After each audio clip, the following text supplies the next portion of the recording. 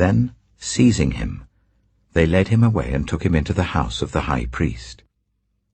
Peter followed at a distance. And when some there had kindled a fire in the middle of the courtyard, and had sat down together, Peter sat down with them. A servant girl saw him seated there in the firelight. She looked closely at him and said, "This man was with him." But he denied it. "Woman, I don't know him," he said. A little later someone else saw him and said, "You also are one of them." "Man, I am not," Peter replied. About an hour later another asserted, "Certainly this fellow was with him, for he is a Galilean." Peter replied, "Man, I don't know what you're talking about." Just as he was speaking, the cock crowed. The Lord turned and looked straight at Peter. Then Peter remembered the word the Lord had spoken to him, "Before the cock crows today, you will disown me 3 times."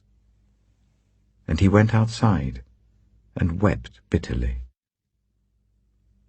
The men who were guarding Jesus began mocking and beating him. They blindfolded him and demanded, "Prophesy, who hit you?" And they said many other insulting things to him. At daybreak, the council of the elders of the people, both the chief priests and the teachers of the law, met together, and Jesus was led before them. "If you are the Messiah," they said, "tell us." Jesus answered, "If I tell you, you will not believe me.